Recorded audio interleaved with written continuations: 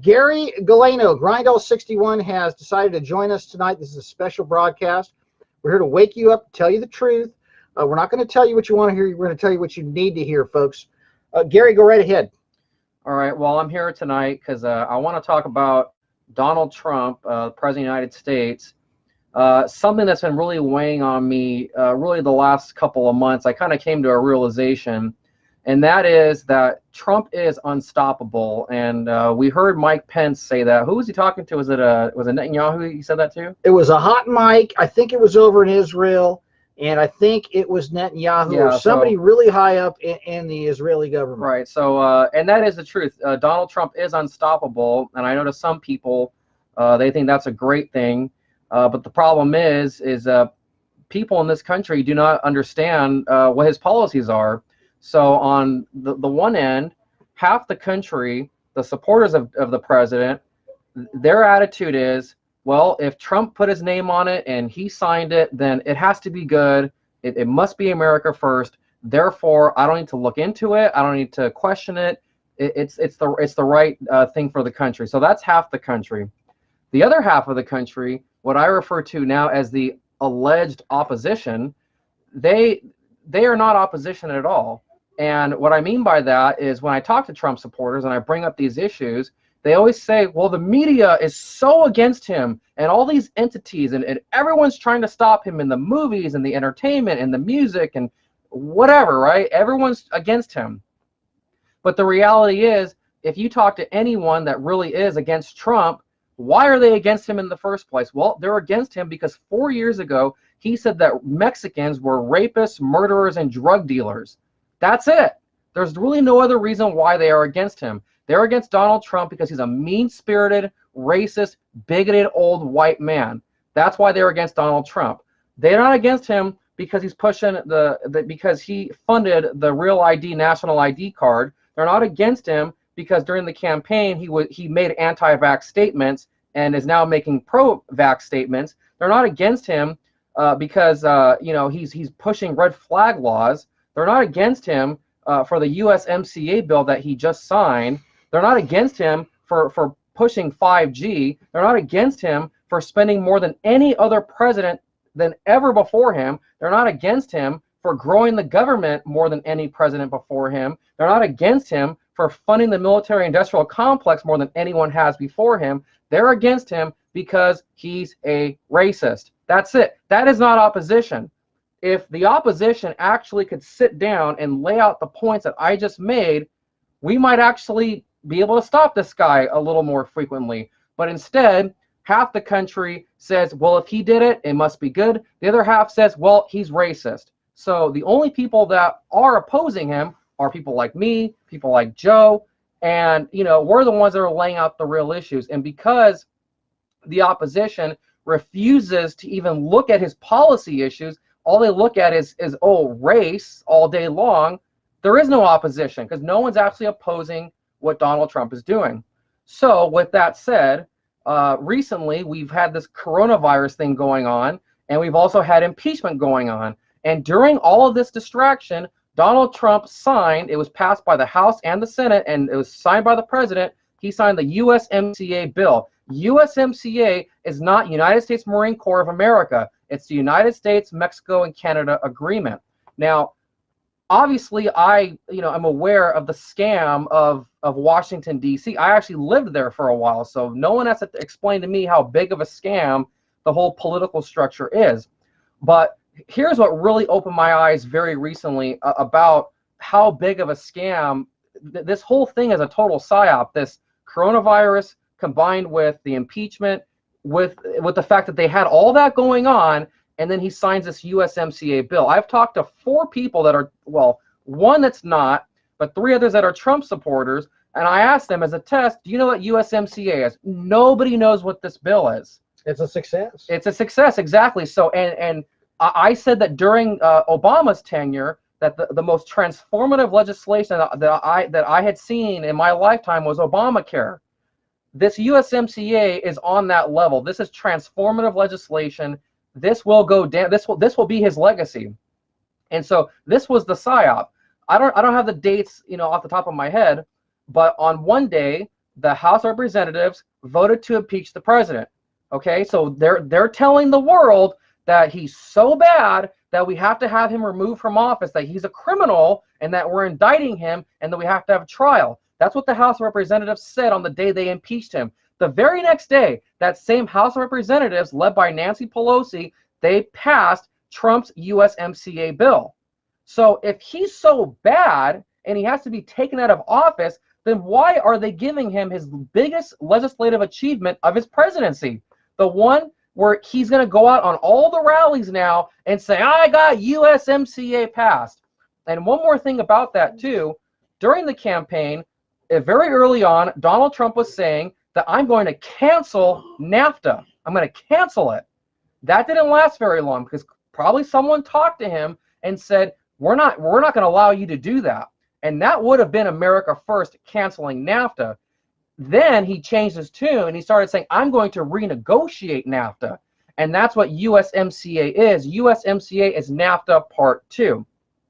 Now, a lot of the Trump supporters, when I try to explain to them what this guy is doing, they either say, it depends on how sophisticated they are.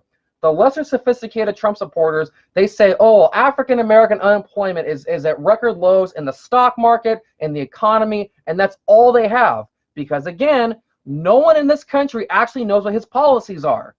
The more sophisticated Trump supporters, they'll tell me, oh, he got us out of TPP, and he got us out of the Paris Climate Agreement. Now, here is the con and the psyop of Donald Trump. So during the Obama tenure, they were pushing the Trans-Pacific Partnership, which if that were to have passed, that would have put the United States and I believe either 11 or 12 other Asian countries into what would be a Pacific Union, very similar to the European Union. I don't think I have to explain to anybody here what is the European Union. We would be in that kind of agreement. There was a lot of opposition to that because everybody said, and they called it Obama trade at the time. And everybody knew that was in the know that was going to eliminate American sovereignty.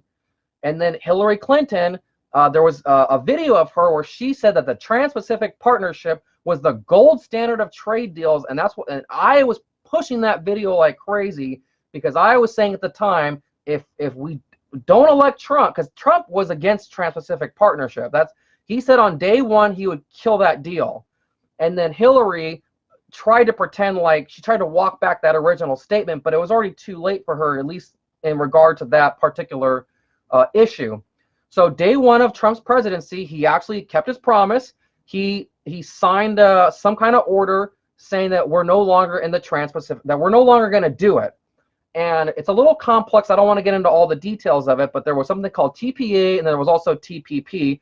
TPA was when the Republicans conspired with Obama. This was Paul Ryan, and what they did was they gave up all their authority on the negotiations and gave it to the president, and so Obama was the sole negotiator on Trans-Pacific Partnership at the time. What Trump did was he basically canceled TPP, but TPA, which was the Congress giving up their power to the president, lasts for 6 years. So if we have a new president in 2020 or 2020, that president, I think for 1 year, could still reestablish Trans-Pacific Partnership. So it's not dead yet, but basically what Trump said was, he basically killed the negotiations.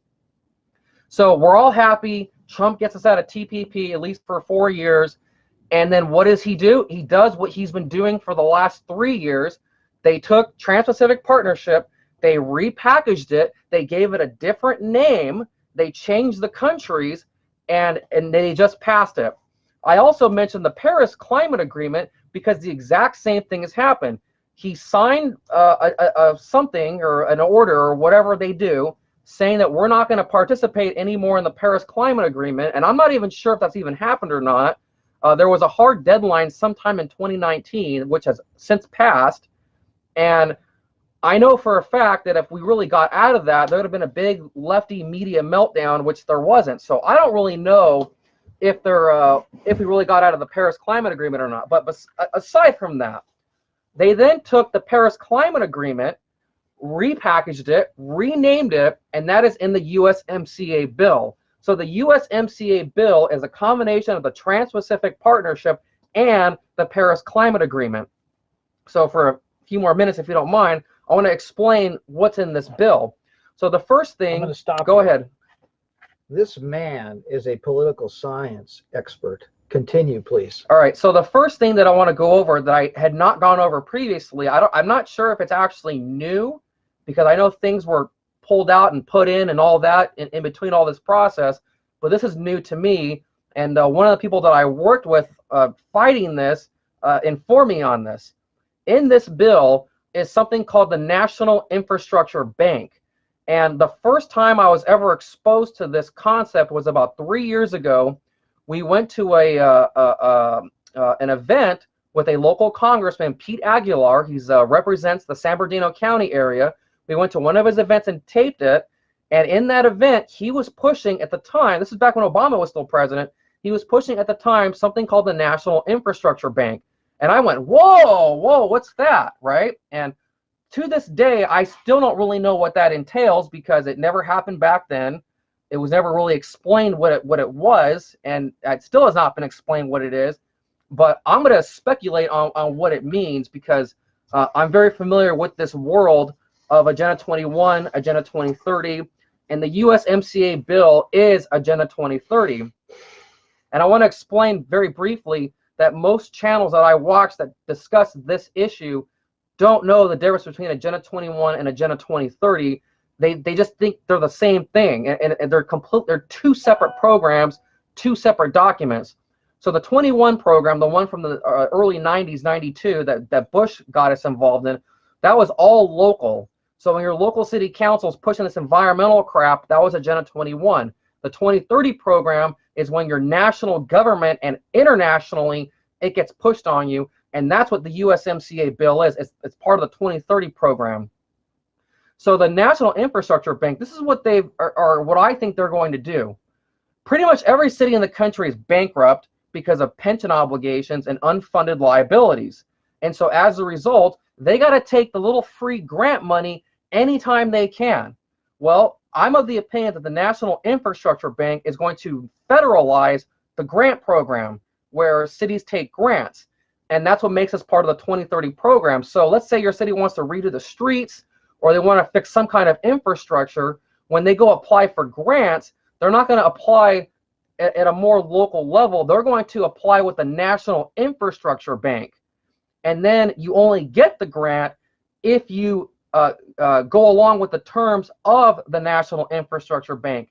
And because the National Infrastructure Bank was created in an Agenda 2030 document, that means that you have to follow Agenda 2030 protocols in order to receive that grant money. And so, like I said, almost every city in the country is bankrupt, so they have to take this money. It's literally dealing with the devil. So that's in the USMCA bill. Another thing in the bill is, and really what this whole thing is, so we're no longer going to have Pacific Union. We now have North American Union with Canada and Mexico. And it states in the bill that this is an economic merger of the three countries. So Donald Trump goes out there and he says that this is the greatest economy we've ever had, even though GDP is only 2.2 or whatever it is. It's the greatest economy ever, the most prosperity ever.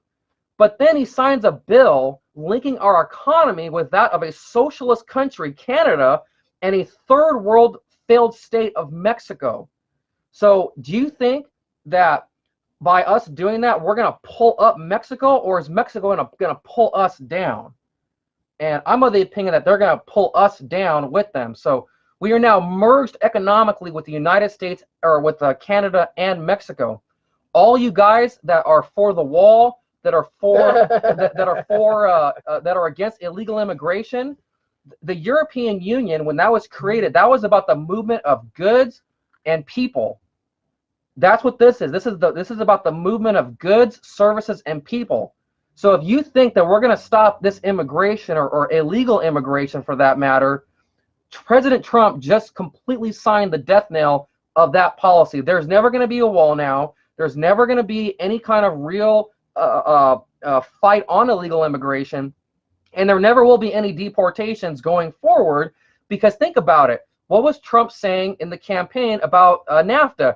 He said that it was a bad deal and that Canada and Mexico, they got one up on us. So that means that in order for them to negotiate with us, we have to give them something. And there's only one thing that Mexico wants from the United States, and that is they want us to take their people that they don't want. So all you people that have been telling me lately that Trump's been great on immigration, that he's building the wall, he literally just signed away forever. Unless they overturn this document, they're never gonna do it. I mean, it's open borders for all. That's what the European Union is. It's open borders for all. Easy travel across the 22 countries or whatever it is. That's how it's going to be between the United States, Mexico, and Canada. So it's an economic merger of the three countries. And then the last thing that's really important that I want to cover, and this is all part of the Agenda 2030 and Paris Agreement stuff, unlike NAFTA, NAFTA that did not have this, there is a chapter in USMCA on the environment. And it states in the environmental chapter that the purpose of USMCA is the furtherance of sustainable development. So Trump can go out there and say, I'm against climate change, global warming's fake, but he then goes and signs the document stating that as a nation, we're going to focus on fighting climate change because sustainable development is the strategy put out by the United Nations to fight climate change.